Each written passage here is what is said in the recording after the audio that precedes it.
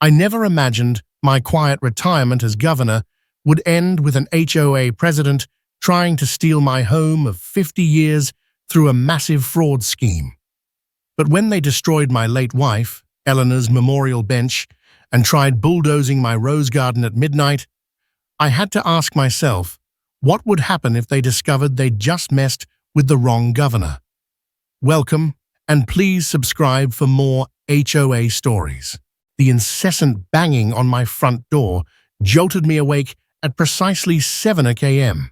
I was already exhausted from the previous night's late budget meeting at the governor's office, but someone evidently had other plans for my Sunday morning. Opening the door, I found Beatrice Wilkes, our newly elected HOA president, tapping her foot impatiently, that familiar look of disapproval etched on her face. "Governor Thompson," she announced, her voice tight with manufactured authority, waving her measuring tape like a weapon. "Your roses are 3 inches taller than the regulation height. This is your 4th violation this month." My gaze drifted past her to Eleanor's beloved rose garden. The one thing I had sworn to keep alive after cancer had cruelly taken her from me last year. Every morning, for 49 beautiful years, she'd tended to those roses while I sipped my coffee on the porch. Now, they were apparently a crime against the neighborhood aesthetic. A wave of grief, sharp and sudden, washed over me. "Beatrice," I said, my voice surprisingly calm despite the turmoil inside, "those roses have been here since 1972. The HOA didn't even exist until 1990. She pushed her designer sunglasses, the kind that cost more than my first car, further up her nose and thrust a crumpled paper into my hands. "New bylaws were passed last month. You should attend the meetings if you want a say in things. Being governor doesn't make you special here." The words stung, a deliberate jab at my public service. I bit back a sharp retort, a response about how I'd missed the meeting because I was, in fact, handling a state emergency. Instead, I watched, a knot of frustration tightening in my stomach, as she marched across my lawn, measuring tape still in hand, to harass old Mr. Henderson about his mailbox color. The sheer pettiness of it all was infuriating. That afternoon, while sifting through the usual mountain of mail, I found something deeply unsettling. A letter addressed not to me, but to current resident. Inside, a stark, official-looking eviction notice claimed I had 30 days to vacate the property. My hands trembled, the paper crinkling in my grip. This had to be a mistake, a cruel, administrative error. Immediately, I called Ethan Miller, my neighbor of 30 years and a founding member of the original HOA board. "Ethan," I said, my voice strained, "did you get any weird mail today?" "John, thank goodness you called." Ethan's voice was urgent, laced with a panic I'd rarely heard from him. "I just saw your house listed for sale on Zillow, posted this morning." My stomach plummeted. It felt like the floor had dropped out from under me. "That's impossible. I own this house outright. I paid off the mortgage decades ago." "Well, somebody thinks differently," Ethan replied grimly. "The listing agent is Wilkes Real Estate Group, Beatrice Wilkes." Suddenly, the pieces clicked into place with sickening clarity. Her constant harassment about the roses, the sudden conveniently timed new bylaws, the eviction notice. This wasn't about garden regulations at all. This was a calculated, cold-blooded land grab. The next hour was a blur of frantic searching. I tore through my home office, desperately looking for the original deed. Finally, I found it tucked away in Eleanor's old filing cabinet, a testament to her meticulous nature. As I pulled it out, another document, a handwritten letter from Eleanor, slipped free. A letter I'd never seen before. "My dearest John," it began, her familiar script bringing a fresh wave of grief. "If you're reading this, something's gone wrong with the house. Check the bottom of my rose garden, 3rd bush from the left. I buried copies of all our important papers there in a waterproof box. You always teased me about being overly cautious with documents, but I had a feeling we'd need them someday. Even in death, my Eleanor was always the organized one. "My dearest John," it began, her familiar script bringing a fresh wave of grief. "If you're reading this, something's gone wrong with the house. Check the bottom of my rose garden. Third bush from the left. The peace rose, your favorite. I buried copies of all our important papers there in a waterproof box. You always teased me about being overly cautious with documents, but I had a feeling, a silly premonition we'd need them someday. Even in death, my Eleanor was still protecting us." I grabbed a shovel, not caring that I was still in my suit from yesterday's seemingly endless meetings, and headed to the garden. As I dug beneath her favorite peace rose, the earth damp and fragrant, I heard Beatrice's voice drifting from next door. She was on the phone, her tone smug and self-assured. "Of course it's legal," she was saying, her voice dripping with condescension. "The digital transition, well, let's just say it muddled some ownership records, and we're simply correcting them. By the time anyone figures it out, the sale will be final." She let out a brittle, chilling laugh. "Even the governor can't fight City Hall." My shovel struck something hard, a metal box, just as Eleanor had described. Inside, nestled in waterproof wrapping, were exactly what we needed. Our original deed, property surveys, and every HOA document we'd ever signed, including one from 1990 that specifically protected our pre-existing garden. I looked up, my heart pounding, to see Beatrice watching me from across the fence. Her phone call momentarily forgotten. For just a fleeting second, her confident mask slipped, replaced by a flicker of raw fear when she saw the box in my hands. Then, just as quickly, she turned and rushed toward her house, already dialing another number, her voice rising in panicked urgency. The sun was setting, casting long, dramatic shadows across my home of 50 years, through Eleanor's beloved roses, as I held our property documents. I realized this wasn't just about keeping our house anymore. How many other homes had Beatrice corrected during this so-called digital transition? And more importantly, how could she have been so foolish as to not realize that a governor might know a thing or two about investigating fraud? I picked up my phone and called James Riley, our state attorney general. "James," I said, my voice low and steady, "remember how you said you've been looking for a solid case against real estate fraud? I think I just found something interesting in my own backyard." I could hear Beatrice's voice again, now shouting into her phone about emergency HOA meetings and document shredding. But for the first time all day, I smiled, a genuine, heartfelt smile. Eleanor had always said our little Victorian house had chosen us for a reason. Maybe, just maybe, she was right. I couldn't sleep a wink after finding that brazen eviction notice. My mind was racing, a whirlwind of anger and disbelief. So I went down to my basement, where I keep all my most important documents, the ones Eleanor always insisted on safeguarding. My hands were still shaking, betraying my outward calm, as I pulled out the old metal box we'd bought together when we first moved in, young and full of dreams. Inside, nestled among other cherished mementos, was our original deed from 1974, the paper yellowed with age, but still perfectly legible. Next to it lay a stack of property tax receipts, each one meticulously filed by my Eleanor. 50 years' worth of proof, a testament to our life here. She truly was the organized one, always thinking ahead. A sudden noise, the slamming of car doors, pulled me back to the present. I peered through the small basement window and saw a sleek, expensive real estate agent's car parked in front of my house. My neighbor, Ethan Miller, was sprinting across his lawn in his pajamas, bless his heart, frantically waving his arms, trying to deter them.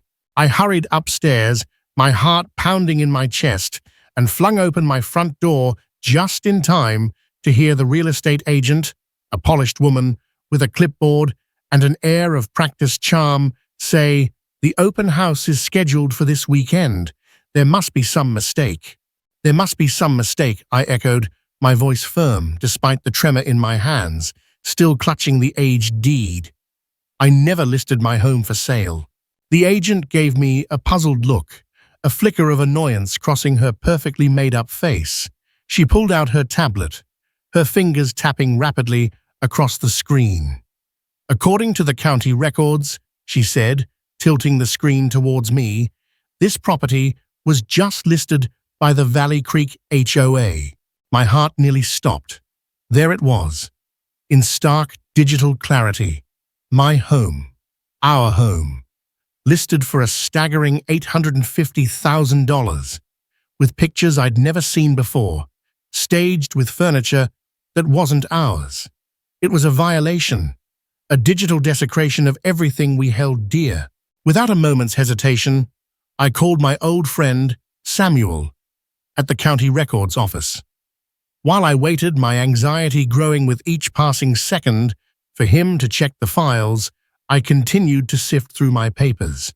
That's when I found it, a seemingly innocuous notice from 6 months ago, a bland announcement about the HOA modernizing their records. Beatrice had made a big show of going paperless, claiming it would make everything easier and more efficient.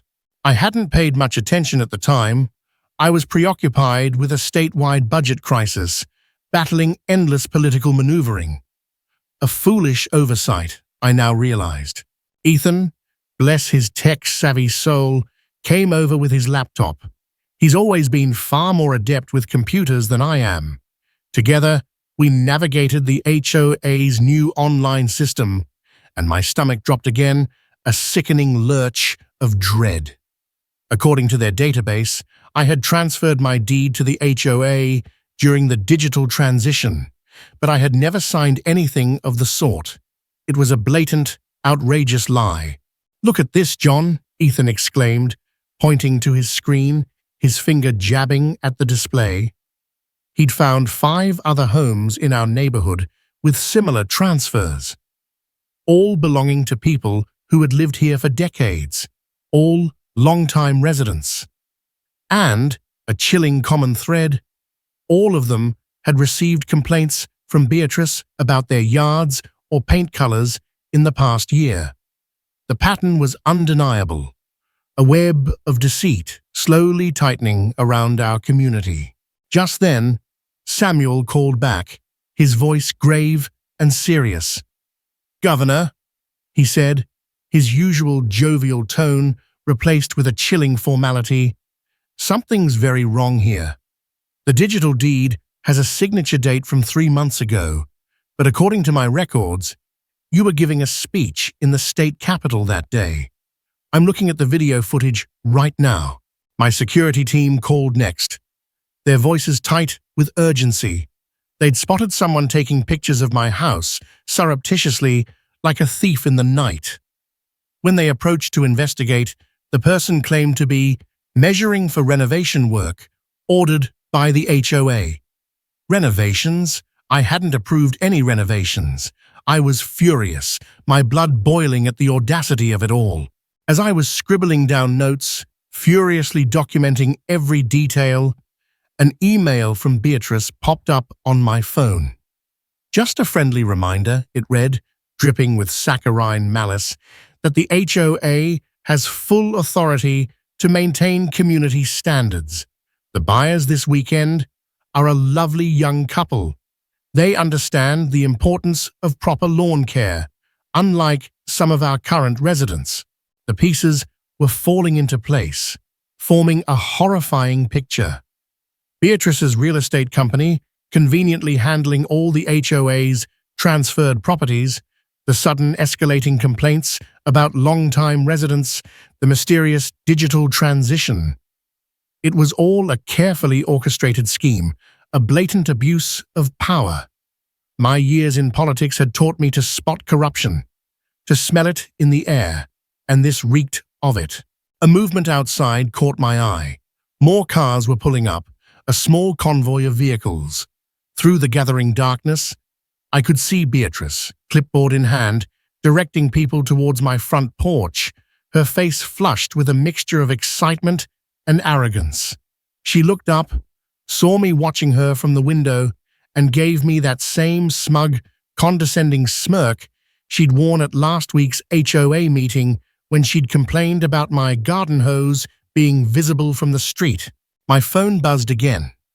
A text message from Linda Thompson, the HOA secretary, a quiet woman who'd always seemed uneasy around Beatrice. "Governor," the message read, "please check your email. There's something you need to see about the records transfer, but don't let Beatrice know I sent it." The emergency HOA meeting was packed, a sea of worried faces, neighbors whispering anxiously amongst themselves.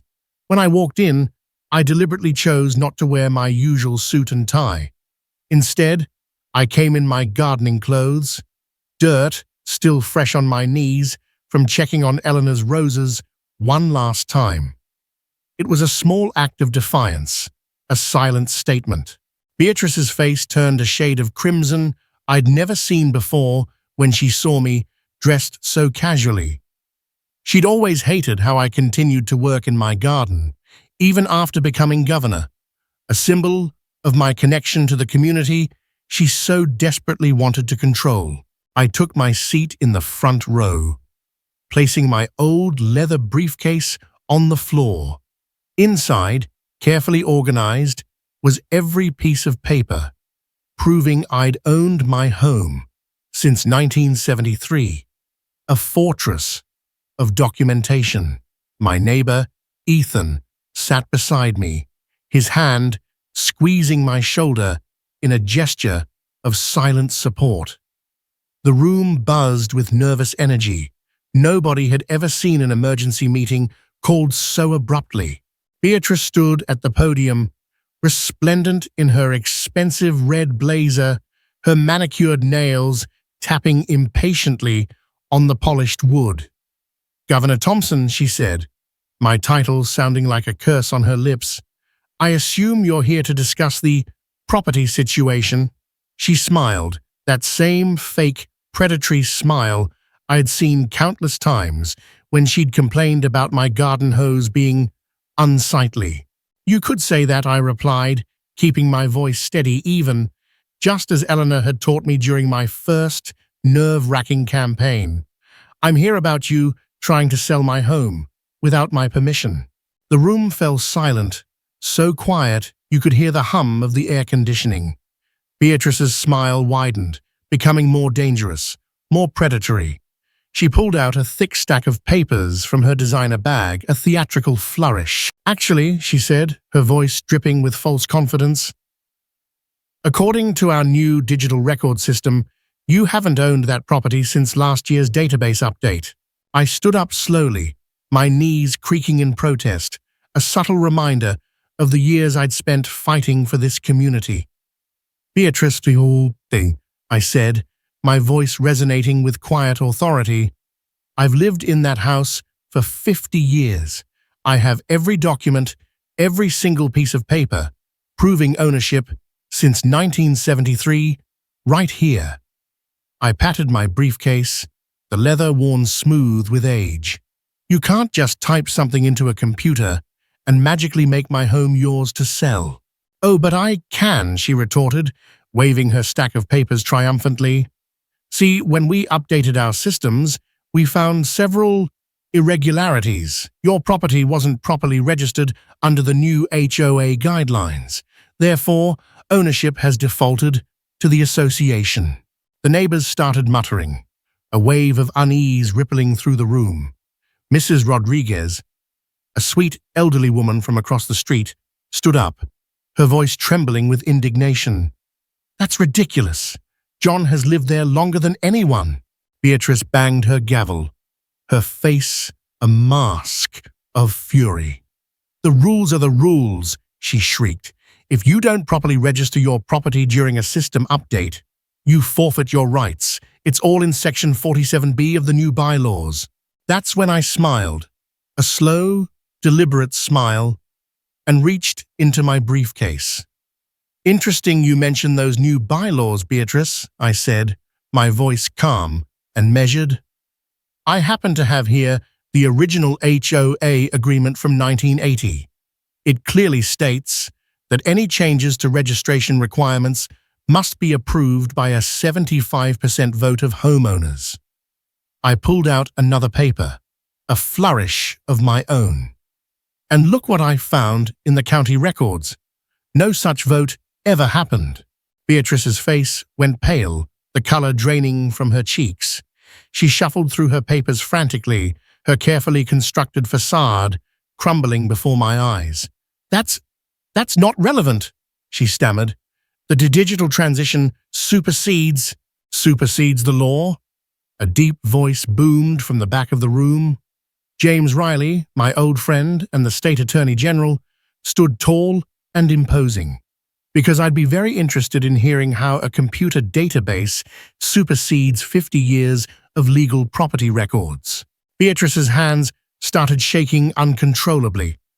"This meeting is adjourned," she declared, grabbing her papers in a desperate attempt to regain control.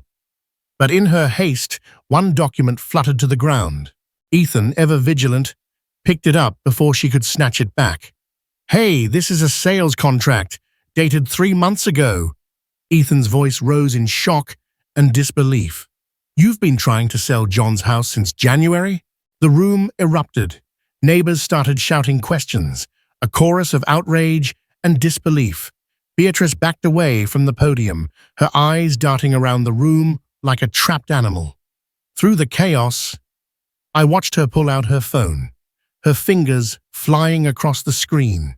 She was deleting emails, a futile attempt to cover her tracks. But she didn't know about the backups Linda had already diligently saved, the digital breadcrumbs she'd foolishly left behind.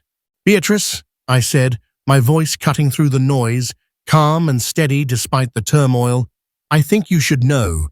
I just signed an executive order this morning, creating a state task force on housing fraud. Would you like to guess who's leading it?" She bolted for the door, her expensive high heels clicking on the tile floor, a desperate escape. But James was faster, and 2 police officers were already waiting in the lobby, their faces grim and resolute. I saw her designer bag drop to the floor, spilling its contents, more papers, more evidence, a cascade of incriminating documents that would lead us down a rabbit hole none of us could have anticipated. Ethan picked up the gavel Beatrice had abandoned, a symbol of her fallen power. "I move for an immediate vote to remove Beatrice Wilkes as HOA president," he declared, his voice ringing with righteous indignation. "All in favor?" Every hand in the room shot up, a unified wave of defiance. But somehow, deep down, I knew this was just the beginning.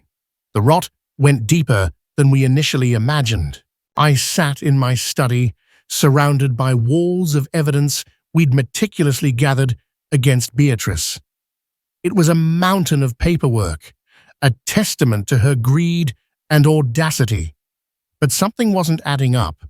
The paper trail was too messy, too obvious, for someone as calculating and meticulous as her. It felt staged, almost. That's when Linda Thompson, our HOA secretary of 15 years, a quiet, unassuming woman who'd always seemed intimidated by Beatrice, knocked on my door. Her eyes were red-rimmed from lack of sleep, her hands trembling as she held out a USB drive. "Governor Thompson," she whispered, her voice barely audible, closing the door behind her with a nervous click. "I can't sleep at night anymore. Beatrice didn't just target your home. There's so much more." My security team, ever vigilant, swept the USB drive for any potential threats before I plugged it into my computer. What we found made my blood run cold.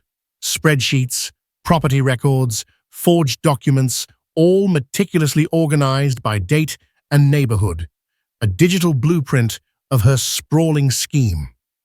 Beatrice hadn't just tampered with my property records, she'd been systematically, insidiously taking over homes throughout the entire county.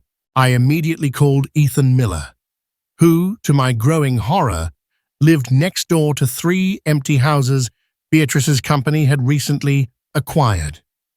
He rushed over, bringing his daughter Sarah, a brilliant data analyst who'd been harboring suspicions about the neighborhood's property records for months. "Look at this pattern," Sarah said, her finger tracing lines on her laptop screen. "Every target is either elderly, too busy with work to notice the paperwork changes, or living out of state. Beatrice's company swoops in, claims there are HOA violations, then suddenly discovers ownership problems." Linda's hands trembled as she pulled up more files, a torrent of digital evidence. "I started keeping records when she first joined the HOA board 5 years ago," she explained, her voice choked with emotion. "At first, it was just odd things, changing meeting minutes, losing complaint forms from certain homeowners. Then I noticed property documents going missing from our files, one by one." Ethan paced my study, his face growing redder with each revelation. "Remember the Andersons?" he said, his voice tight with anger. "They lived here for 40 years. Beatrice claimed they'd agreed to sell their house because of HOA violations. They moved to Florida last year, heartbroken. They thought they had no choice." I picked up my phone, ready to call James Riley, but Linda gently grabbed my arm. "Wait," she said, her voice gaining strength. "There's more. Beatrice has a whole network. Real estate agents, contractors, even someone at the county records office. They're all in on it." Sarah pulled up another document, a chilling list that made my heart stop. A list of future targets, 30 more homes in our neighborhood alone. Next to each address were notes, cold, calculating observations about the owner's vulnerabilities. Next to my name, it said, "Too busy with state duties to notice changes. Wife deceased. Emotional attachment to property makes proper legal review unlikely."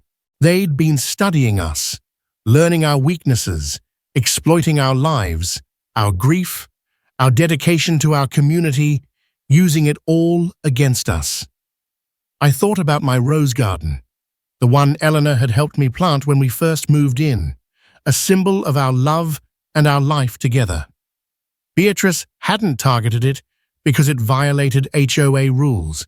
She'd targeted it because she knew it would distract me, overwhelm me with grief and anger, while she worked on stealing my home. Linda showed us emails, a stream of damning communication, revealing Beatrice's next move. She planned to present evidence at next week's HOA meeting that several more residents had failed to properly transfer their deeds during the digital transition. It would look like a simple clerical error, a minor correction. "The thing is," Sarah said, pointing to her screen, her voice sharp with insight, "I checked the original county records. None of these ownership changes ever went through the proper legal channels. Beatrice has been creating parallel paperwork that looks official but isn't properly registered. She's counting on no one checking the actual county records." As we dug deeper, Ethan noticed something peculiar about the dates. Every property takeover attempt happened during major state events, he observed, his brow furrowed in concentration. "When you'd be too busy, too preoccupied, to pay attention to neighborhood drama." I sat back in my chair, the full scope of Beatrice's audacious, sprawling scheme finally hitting me. She hadn't just been stealing homes. She'd been building an empire, a kingdom of stolen properties right under our noses, using our trust in the HOA system, our sense of community, against us. The question wasn't just about saving my home anymore. It was about stopping her, dismantling her entire network, before she destroyed our entire community, before she shattered countless more lives. Linda stood up straighter, her fear transforming into a steely resolve. "I have copies of everything, Governor," she declared, her voice strong and clear. "Every email, every fake document, every secret meeting recording. I've been saving them for years, waiting for someone strong enough to take her down." I looked at the faces around me. Linda's quiet determination, Ethan's righteous anger, Sarah's sharp, analytical focus. Beatrice might have money and connections, but we had truth and community on our side. And she was about to learn that messing with people's homes was a very dangerous game, especially when one of those people had the full power of the governor's office behind them. Sarah's laptop pinged with a new alert. Beatrice had just called another emergency HOA meeting for tomorrow night. We looked at each other, a silent understanding passing between us. This was it. The time for gathering evidence was over. Now we had to decide. Did we spring our trap, or was Beatrice about to spring hers? I was just getting ready for bed, trying to quiet the whirlwind of thoughts in my head, when my phone buzzed. It was Ethan, his voice shaking with a mixture of fear and outrage. "They're here, with bulldozers." I rushed to my window and saw them, the yellow machines, monstrous and menacing, crawling up my street like giant, predatory insects in the darkness. My security team was already moving, their flashlights cutting through the night, silently surrounding 3 men in construction gear. "The HOA president gave us permission," one worker claimed, waving a document that, even from my window, I could tell was a blatant forgery. I'd been signing official papers as governor for years. I knew the difference between authentic and counterfeit. My hands were shaking as I called the police, but my voice remained steady, calm. A skill honed over years of handling state emergencies, of facing down crises. While waiting, I opened my laptop and started live streaming everything from my security cameras. If Beatrice wanted to play dirty, she'd have to do it with the whole internet watching. The police arrived swiftly, their sirens silent, but their lights flashing, a beacon of hope in the darkness. Officer Rodriguez, who'd grown up in this neighborhood, a familiar and trusted face, took one look at the authorization and shook his head. "This is dated for next week," he said, a hint of a smile playing on his lips. Beatrice hadn't even bothered to check the dates when she forged it. Her arrogance was breathtaking. I thought that would be the end of it, a temporary reprieve. I was wrong.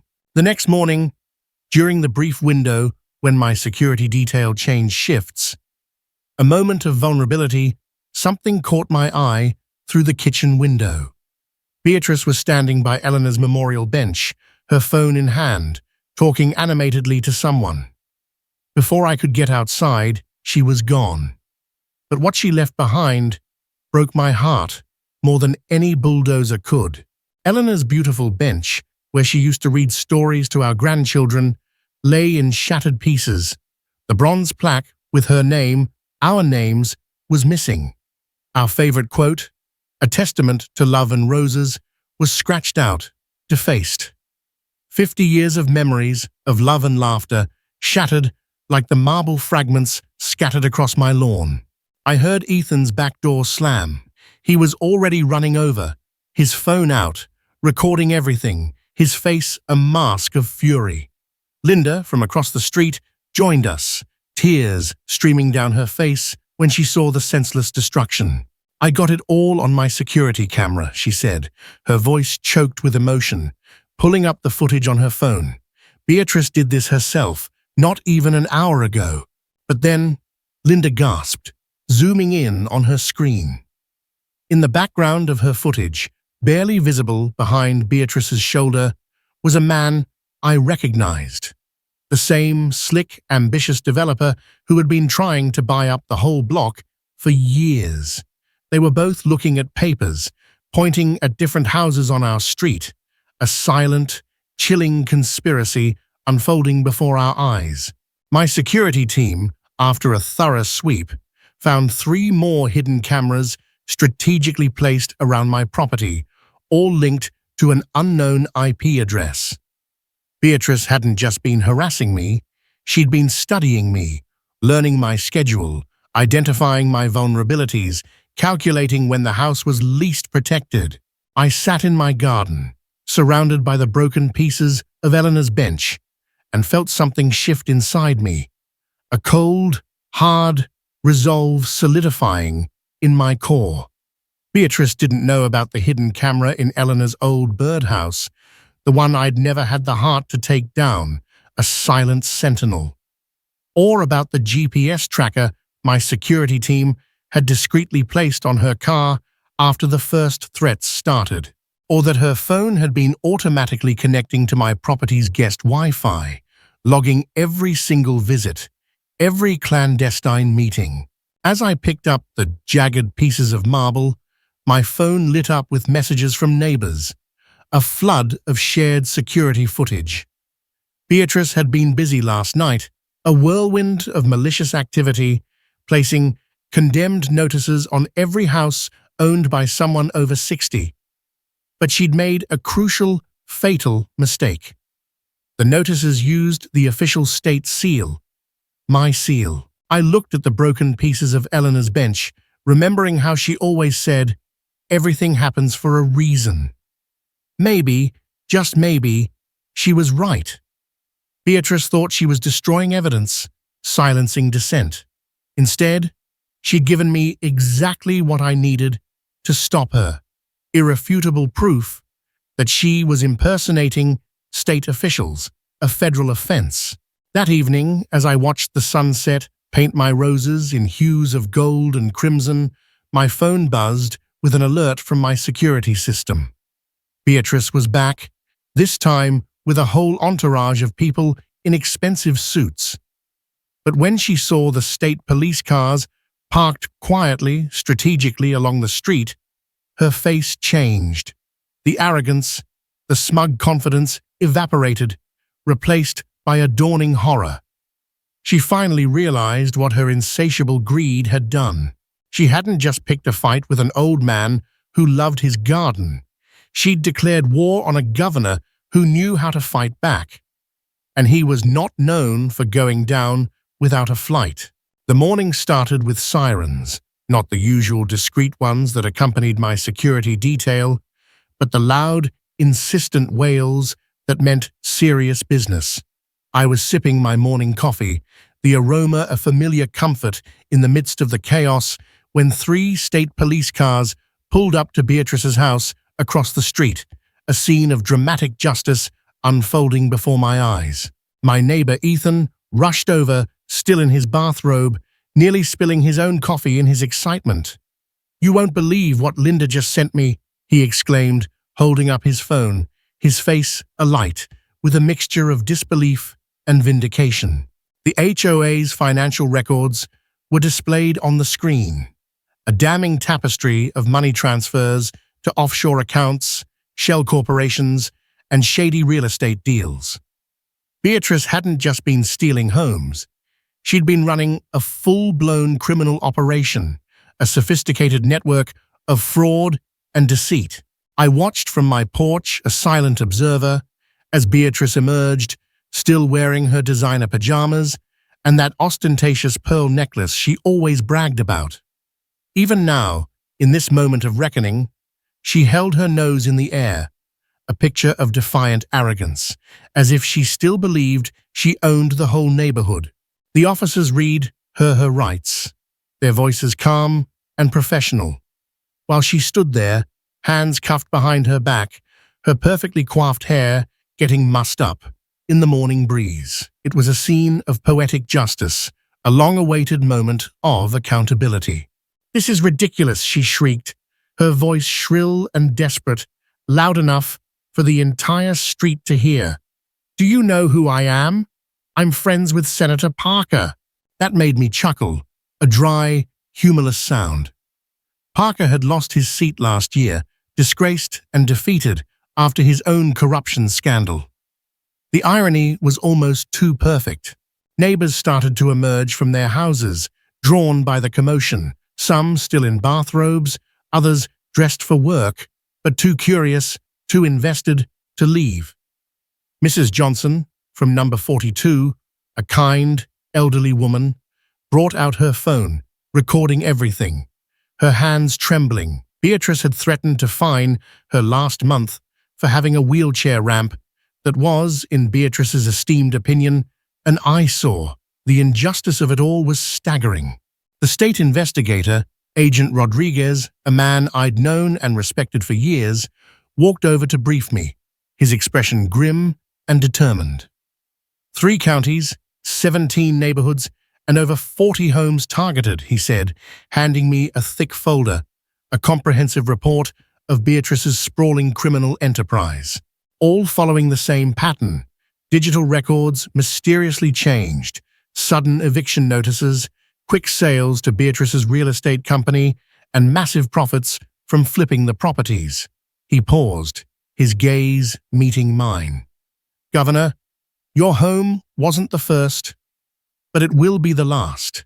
We found evidence going back 5 years. Some victims, they lost everything." A news van pulled up, Channel 5, then another from Channel 9. The media vultures had arrived, sensing a juicy story. Beatrice saw them, and her demeanor shifted instantly, from defiant arrogance to calculated victimhood. "Governor Thompson orchestrated this whole thing," she screamed, mascara running down her face, a pathetic, theatrical display. "He's trying to discredit me before the election. Ask him about the bribes." I stayed on my porch, calm and composed, sipping my coffee, letting the scene unfold. The reporters looked at me, then at Beatrice, being loaded into a police car, a picture of desperation and defeat, then back at me. They knew who to believe. 20 years in public service had taught me one unwavering truth. The truth always comes out, eventually. Linda arrived, carrying boxes overflowing with documents. Her face pale, but resolute. "I've been gathering evidence for months," she told the officers, her voice trembling, but firm. "Every fake document, every changed record, every illegal sale. Beatrice thought nobody would notice because she only targeted older residents, people who might not check their digital records, people she thought were vulnerable." More police cars arrived, their sirens filling the air. They were heading to Beatrice's real estate office downtown. A coordinated raid, a takedown of her entire operation. Ethan squeezed my shoulder. His eyes filled with a mixture of relief and sadness. "Eleanor would be proud," he said quietly. "Remember how she always said, 'Your stubbornness would save the day someday.'" The investigation was spreading like wildfire. By noon, we learned that Beatrice's company had connections to similar schemes in 2 other states. The FBI was getting involved, a testament to the scale of her criminal enterprise. My phone kept ringing, a constant barrage of calls from other governors, senators, even the Attorney General of the United States. Beatrice's last words, before the police car door slammed shut, were a desperate, pathetic attempt at deflection, a final, futile gasp of a drowning woman. She screamed about my upcoming re-election campaign, claiming this was all a political ploy. She thought this was all about politics, about power. She never understood that some things matter far more than power, things like home, community, and doing what's right. I looked at my rose garden, at Eleanor's broken memorial bench, at our home of 50 years, a testament to our life together. A young reporter approached, microphone ready, eager to get a quote, asking about my campaign plans. I smiled, a wistful, bittersweet smile, thinking about the retirement papers sitting unsigned on my desk at the Capitol, a decision I'd been putting off for months. Beatrice had assumed I was fighting to keep my position as governor, But as I watched her being driven away, a symbol of fallen greed, I realized this was never about staying in power. The real question, the urgent question, was how many other Beatrices were out there, lurking in the shadows, preying on good, trusting people, just trying to live peacefully in their homes. Tomorrow I would make my big announcement at the Capitol, a formal declaration. But today I had some roses to tend to and a memorial bench to rebuild, a promise to keep.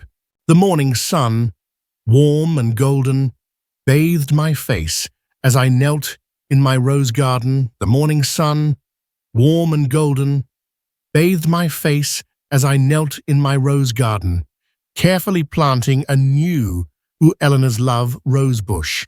My hands weren't as steady as they used to be, age and arthritis taking their toll, but each flower I planted felt like a small victory, a quiet act of defiance against the darkness Beatrice had tried to bring into our lives. Tom Patterson, my steadfast neighbor of 30 years, walked over carrying 2 steaming cups of coffee, his presence a comforting constant.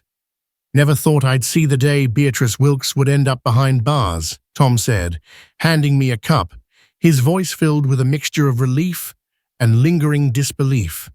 "The news is calling it the biggest real estate scam in state history."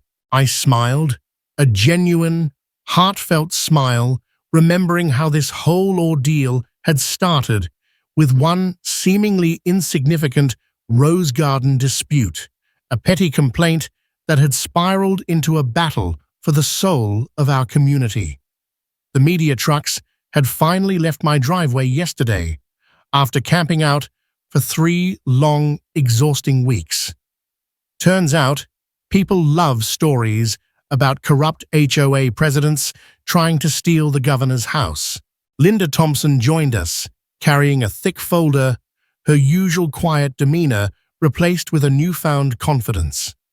As our newly elected HOA president, she'd been working tirelessly, relentlessly, to fix the mess Beatrice had left behind, a whirlwind of righteous energy. "You won't believe what we found in the old records," she said, sitting on Eleanor's new memorial bench, a beautiful, sturdy replacement for the one Beatrice had so cruelly destroyed. Beatrice tried the same scheme in 3 other neighborhoods before moving here. She'd target older residents, mess with property records during tech upgrades, then force quick sales through her company. It was her modus operandi, a pattern of predatory behavior. My security detail, Mike, a stoic and ever-vigilant presence, walked up with his morning report, his voice calm and professional.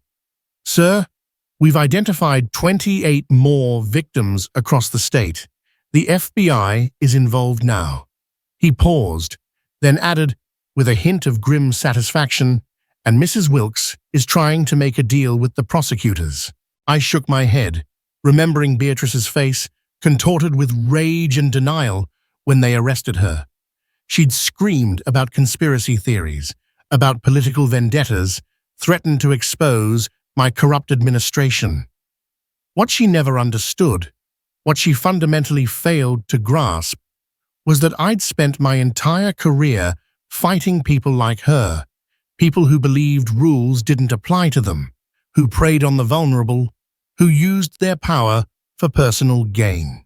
The neighborhood kids rode by on their bikes, their laughter echoing through the quiet morning air, waving at Governor Thompson as they passed. One of them, little Annie from 2 doors down, a sweet, bright-eyed girl, stopped to give me a hand-drawn card. Inside, a colorful picture of my rose garden, with the words, "Our hero," written in crayon, a testament to the resilience of our community. My phone buzzed, another message from the state attorney general. They wanted me to testify at Beatrice's trial next month, to stand as a witness, to speak truth to power.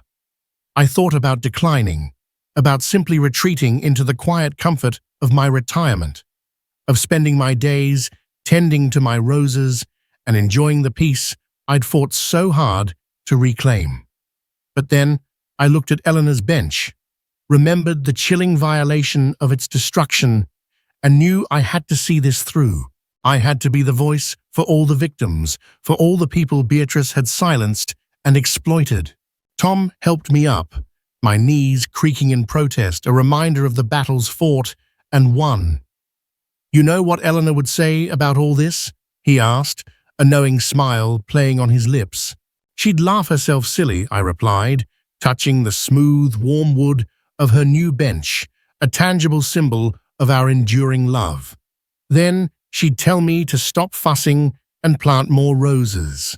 Linda spread out some papers on the bench, a blueprint for a brighter future. "Look at these new HOA bylaws we've drafted," she said, her voice filled with pride and determination. "Full digital transparency, triple verification for property record changes, and mandatory resident voting on all major decisions." She pointed to a specific section, a clause designed to prevent future abuses of power. "We're calling it the Thompson Rule." I felt tears welling up, but blinked them away, a surge of emotion coursing through me. Eleanor always said crying was just the heart's way of watering hope.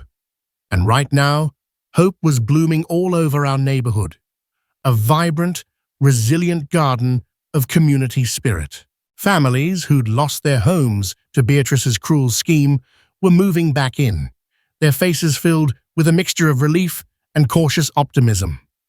The community was healing, slowly but surely, like a wounded flower reaching for the sun. As the morning wore on, more neighbors stopped by, each one with a story to share, stories of Beatrice's bullying, of feeling helpless and intimidated, of fearing they'd lose everything.